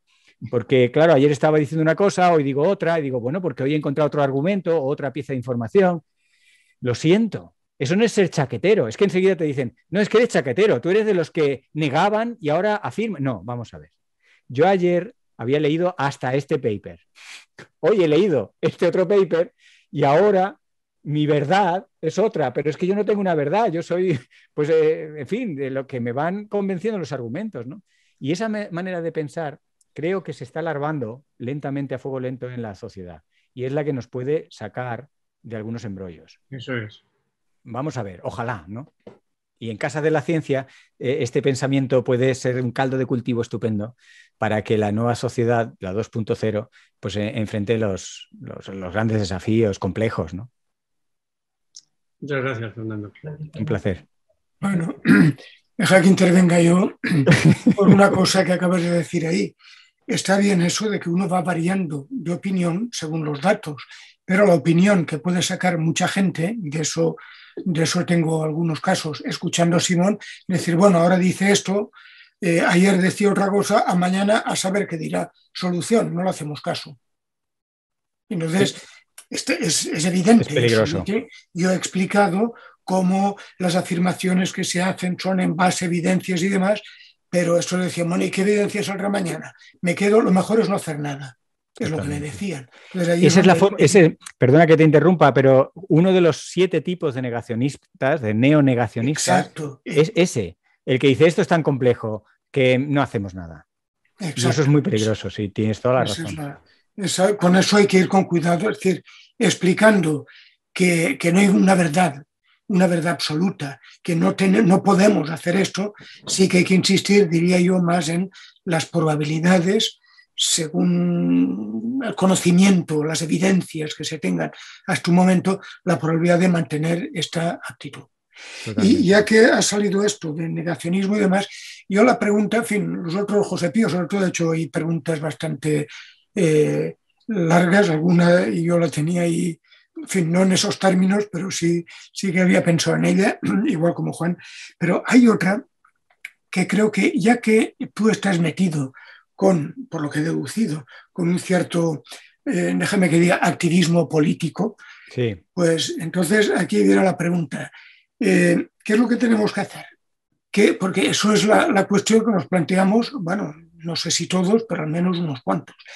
En un momento has hablado de esto de las asambleas ciudadanas, que eso ya sé que se ha puesto esto no es nuevo de aquí, sino que ya en otros países se hace, pero ¿qué conclusiones se sacan de aquellos países en donde eso ha funcionado, se ha llevado la iniciativa hasta el final?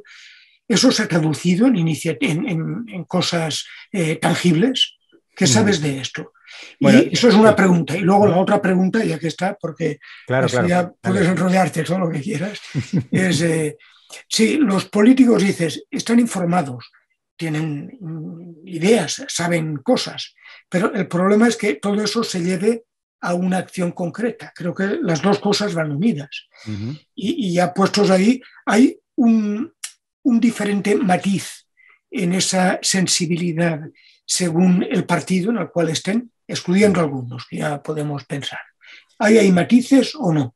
Porque... Muy interesante. Son 3 cosas lo que me preguntas. Sí, pero por eso ahora ya puedes enrollarte lo que quieras. Sí, vamos a ver si me acuerdo. La última es la que tengo más reciente, que es la de si están relacionadas las opciones políticas, que de hecho participé en un estudio sobre las opciones de derechas y de izquierdas en la percepción de la crisis ambiental, que está dando resultados pues, bastante interesantes. Luego también lo de las asambleas ciudadanas. ¿Y cuál es la primera? La primera era lo de las asambleas. ¿Qué consecuencias son las que han tenido? Bien. Bueno, pues mira, te diré que... Espera, y la de en medio era, de hecho, has dicho tú... ¿Qué hacemos? Muy bien, no se ve las muy prioridades bien. De los ¿Qué es políticos? Lo que impide a los políticos Eso es. que Esa si es la de tienen medio, ideas claras llegar a ponerlas en práctica? Ya tengo las 3. Muy bien. Pues, a ver, la de las asambleas. En otros países como Francia, Bélgica, Reino Unido, se han ido ensayando con un poco de anticipación y la española, entre otras cosas, ha ido con retraso porque ha estado esperando a entender cómo iba en otros países y bueno, de hecho Francia nos está ayudando incluso económicamente a financiar iniciativas para mejorar la conformación de la Asamblea Ciudadana. El éxito de la Asamblea Ciudadana es pírrico. Si lo mides en influencia legislativa es en torno a un 5%, no llega a un 10%. O sea, de todas las resoluciones y propuestas que sale, esto tengo que tener cuidado con quién lo digo y a quién lo digo, porque claro, es un jarro de agua fría. Imagínate que los ciudadanos y ciudadanas que se van a reunir su techo, su éxito será poder conseguir que entre un 5 y un 10% de lo que propongan tenga reflejo legislativo. Pero hay otras derivadas muy interesantes de las asambleas ciudadanas. Por un lado, sirven de canalización express de una preocupación social. Por otro lado, contribuye como una forma de, si lo que estamos es generando un pensamiento crítico, informado de la ciudadanía, es un mecanismo, porque estas asambleas, a su vez, una de las cosas que hacen es informar cómo evolucionan. Entonces, esto actúan de altavoz de la ciencia, de la reflexión sobre el tema que sea la asamblea en concreto. Entonces, aparte del éxito legislativo, que va a ser pírrico, porque como no son vinculantes, no lo son ninguna, que hay gente que cree, no, es que en Francia es vinculante. No, en Francia no es vinculante. Macron ha hecho lo que ha querido y el éxito ha sido eso, del orden de entre un 5 y un 10%. Agnès Delage de la Universidad de Marsella ha recopilado estas cosas y si lo miras solamente en eso, es un poco frustrante, pero sirve para otras cosas más, ¿no? Y también andando se avanza el camino, se hace el camino. O sea, son cosas que son pequeños ejercicios. Yo me he visto en algún foro de leguleyos, procuradores, abogados y notarios, y primero constatar que no en todos los países hay notarios y a lo mejor nos lo deberíamos hacer ver. Pero es interesante ver que a ellos se les remueve algo cuando tú, como científico, de forma aséptica, llegas en tu círculo de pensamiento a un pensamiento anticonstitucional. Claro, porque hay un momento en el que propones, si no la disolución de las Cortes, cambiar profundamente la Constitución española. Y claro, ellos es como... Pero por otro lado, entre ellos surgen algunas voces disidentes que dicen, claro, es que la Constitución tiene que ser reformada. Y de hecho la Constitución contempla mecanismos de revisión. Dice, ¿cuáles son esos mecanismos? Uy, ay... Bueno, sí, creo que no está muy claro cómo la Constitución pasa por una fase aconstitucional, si no es inconstitucional, al menos es aconstitucional. Entonces, pero bienvenido, o sea, yo creo que estamos en un momento de grandes desafíos donde hay que pensar, hay que fomentar el pensamiento radical y luego a lo mejor no seguirlo, pero hay que darse esa oportunidad, hay que favorecer la radicalidad en el pensamiento. Las opciones no pueden ser siempre entre sota, caballo y rey, pues así estamos, ¿no? Hay que generar diversidad. Si soy un partidario defensor de la diversidad en los ecosistemas, también lo soy en las opciones políticas, en la sociedad y demás, ¿no? Entonces, estas herramientas democráticas de participación directa son ensayos y vamos a dejarles, ¿no? Vamos a dejar que maduren. Sí, yo pensaba que la parte más interesante para mí es la que has mencionado, el que sirven de altavoz. Eso y que transmitiendo los debates, las conclusiones, las que han salido, eso puede servir, claro. decir, es un elemento más para que la sociedad en conjunto vaya valorando todo lo que está pasando. Y que necesitamos válvulas de escape. Yo contribuyo, como otros muchos, a generar presión, porque empiezas a poner pensamiento e ideas que inquietan y la sociedad necesita válvulas de escape. Muchas veces te preguntan, ¿pero hay luz al final del túnel? Y yo digo, bueno, a lo mejor es un túnel que tiene curva y tú no ves la luz, pero entonces tienes que utilizar la salida de aire y abrir tu luz, ¿no? Coger la salida de aire que están planificadas por el ingeniero que planificó el túnel y abrirlas y que entre el aire, y que entre con el aire la luz, ¿no? Entonces, la luz hay que buscarla y el optimismo hay que currárselo, ¿no? Y en esto, las formas participativas, o sea, hay un gran descrédito de las instituciones, hay una gran desconfianza en las instituciones actualmente en la sociedad, no solo en los jóvenes, sino en muchos de nosotros, ¿no? Y hay que darle salidas. Y esto es una salida pequeña, no muy eficaz, pero también una manera de liberar tensión, decir, bueno, que no te gusta, pues mira, aquí hay una fórmula o invéntate otra, pero de momento hay una fórmula para hacer un cortocircuito. La segunda de las cuestiones decías, bueno, ¿y qué pasa con los políticos, ¿no? Yo cuando me he visto en algunas de estas sesiones de consulta y en algunos grupos de trabajo y tal, pues como digo, me ha sorprendido positivamente el nivel de información que tienen incluso opciones políticas bastante recalcitrantes o poco proactivas en temas ambientales y están muy informados, entienden muy bien la problemática y son muy proclives a esto. Pero lo que pasa es que cuando luego en su partido llega el momento de hacer propuestas, esto va quedando muy bajo en las prioridades. Para mí, lo que tenemos que lograr desde la ciudadanía, desde la ciencia, desde los distintos sectores profesionales, es influir en las prioridades de sus señorías. Sus señorías hacen muchos líos con las prioridades. Una de las cuestiones que más lío les generan son las escalas temporales, ¿no? La esclavitud del calendario electoral les hace caer en unas trampas cortoplacistas que en el corto plazo no resuelve. O sea, estamos hablando de las concentraciones de gases de efecto invernadero. Vamos a ver, cualquiera puede entender que eso no es una cosa que se resuelva en una temporada electoral, por muy bien que se te den las cosas. Y ese marco temporal es todo un desafío para ellos. A mí de este gobierno, que le podemos criticar muchas cosas, pero es el primero en la historia de España que habla de marcos temporales de décadas y que habla del 2030, del 2050, que ellos saben que no van a estar ahí, ni como políticos, ni como a lo mejor opción de gobierno, no lo sé.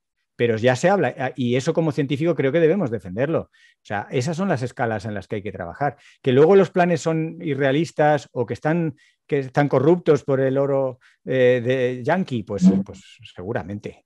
Ahí es donde tenemos que entrar en las...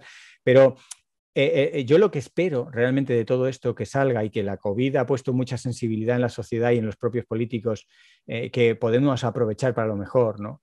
Es en que algunos de los compromisos en esta transición ecológica no se caigan como castillos de naipes cuando haya un bandazo político en las próximas elecciones, ¿no?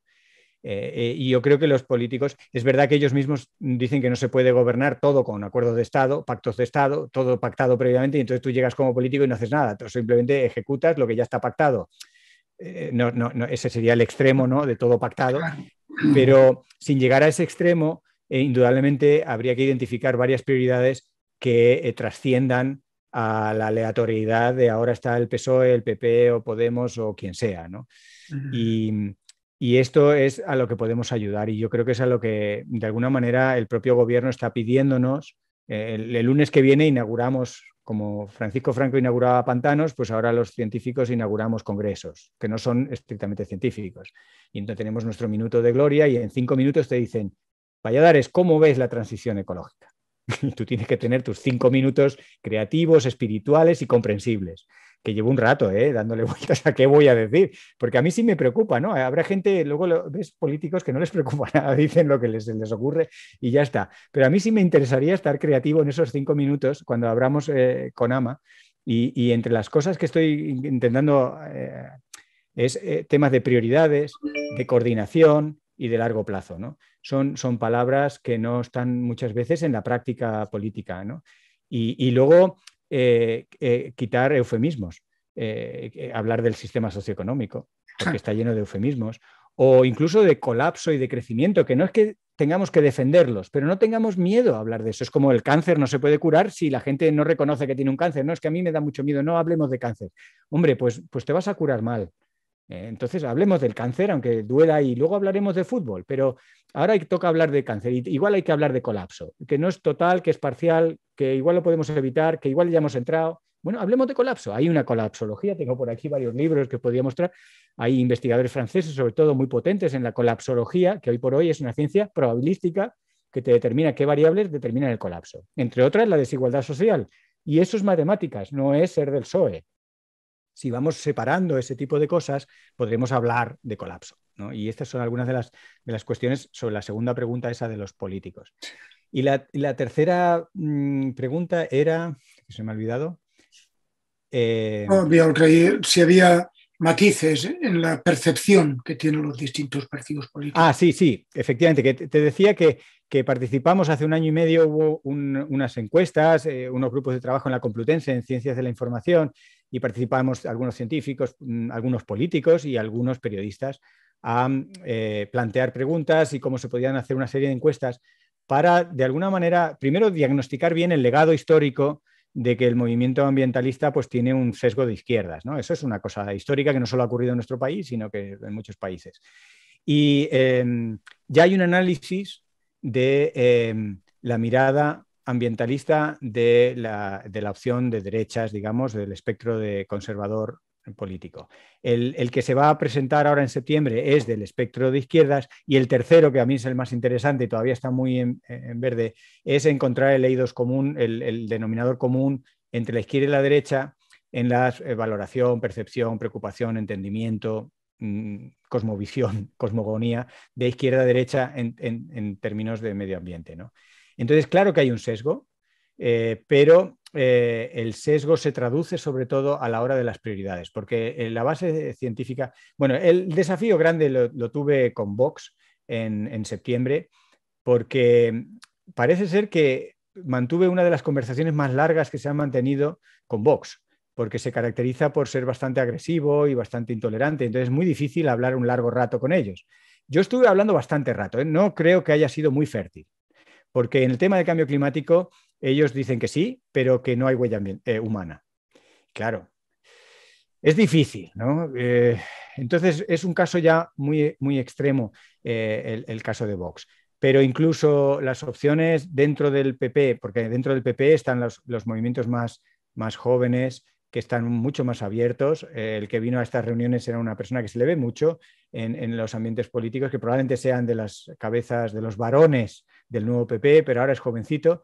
Y él mismo reconocía que dentro del PP hay dos velocidades en respecto al cambio climático y que la vieja guardia pues es más negacionista y más, bueno, ya se verá, y las nuevas guardias son más de darle prioridad. Es un tema de prioridades. El conocimiento está ahí y los asesoramientos cumplen su función y saben mucho. Pero en el tema de prioridades es donde hay sesgos. Hemos visto Más Madrid en las elecciones de Madrid. Ha sido el único de todos los partidos. Podemos no llegó a meter a la ciencia y al cambio climático explícitamente en sus agendas electorales y en sus mítines y en su discurso y en su narrativa, ¿no? La ciencia y el medio ambiente y el cambio climático solo lo decía Más Madrid. Con todo lo que ello quiera decir, es un poco de izquierdas, no tan de izquierdas, no lo sé. Eso ya cada uno que lo vea. Pero desde luego no tiene nada que ver con el discurso muy simplificado de la derecha, ¿no? De que se presentó a Madrid, por tener la referencia de las elecciones. ¿No? No se entraban en estas matizaciones que estamos hablando, en estas complejidades, ¿no? En el caso de la derecha y del gobierno en Madrid es muy... Pero las instalaciones de esquí de Navacerrada son buenas o malas, pero las renovables son buenas o malas. Eso sí que es binario, ¿no? Y es muy, muy simplista. Sin embargo, el reconciliar el desarrollo con otras formas de medir el desarrollo y el disminuir la huella ambiental sí está más en el discurso de la izquierda. Eso es lo que yo creo que como ciudadanos tenemos que intentar separar ese eje, ¿no? Porque nos hace mucho daño. Muy bien, muchas gracias. Bueno, Fernando, Gracias. creo que nos estamos alargando mucho, pero estamos disfrutando todos tanto que yo te quiero hacer, tenía varias preguntas, pero una sí que te la quiero hacer.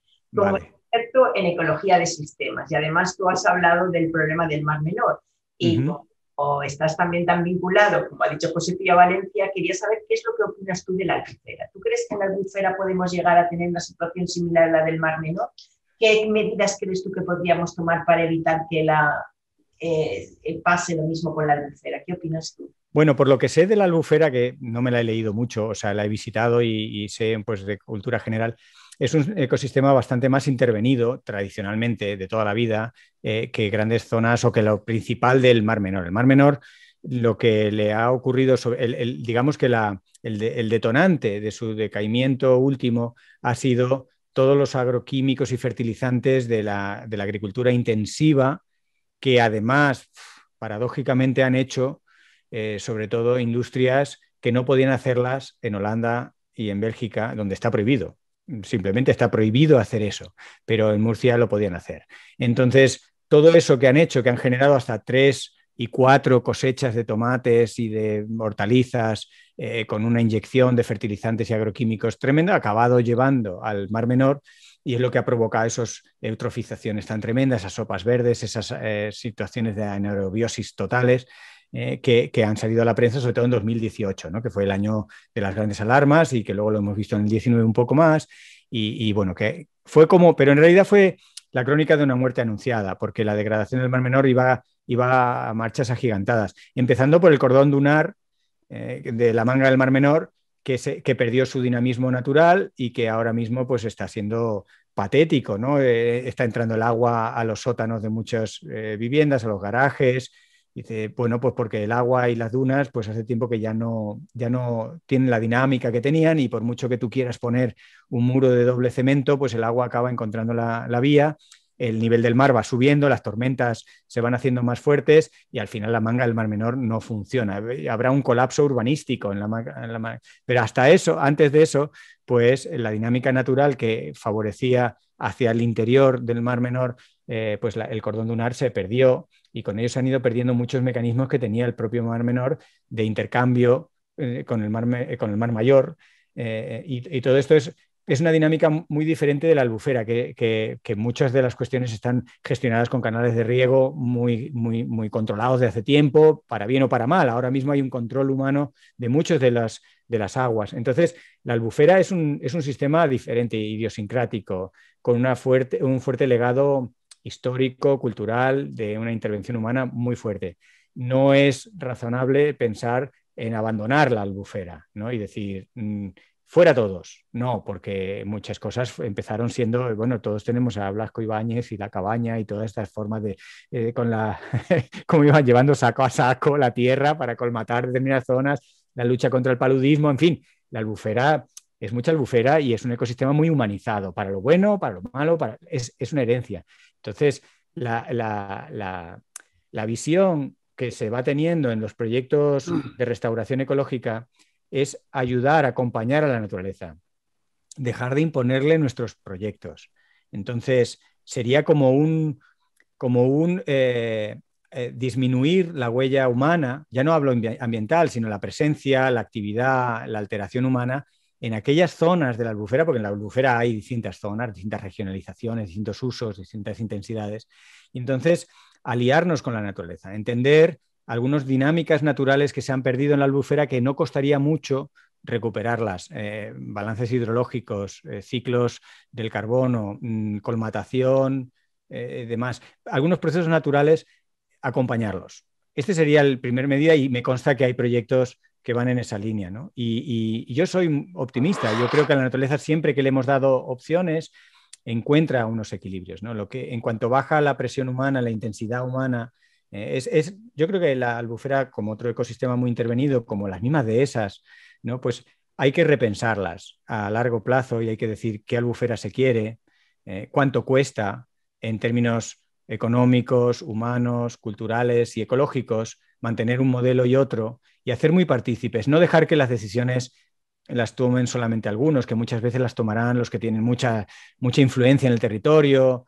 También hay muchas inercias que se enfrentan al cambio, las comunidades de regantes son a veces muy testarudas, ¿no? Y no hay que oponerse a ellas, sino que amablemente hay que invitarlas a reflexionar, ¿no? Sobre la sostenibilidad de esas actividades de cara a las 20, 30, 50 años. A mí me parece que es un sistema muy estudiado, muy intervenido y un buen ejemplo donde sacar lo mejor de ese conocimiento, ¿no?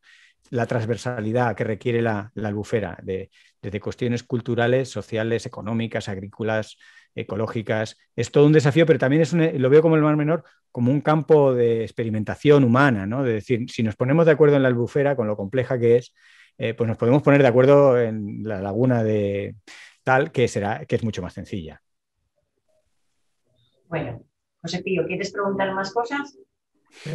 No, yo creo que Fernando se ha ganado que seguro cuando lo discutamos le volvamos a invitar en otra ocasión para hablar de más cosas. O sea, simplemente dar las gracias a Fernando.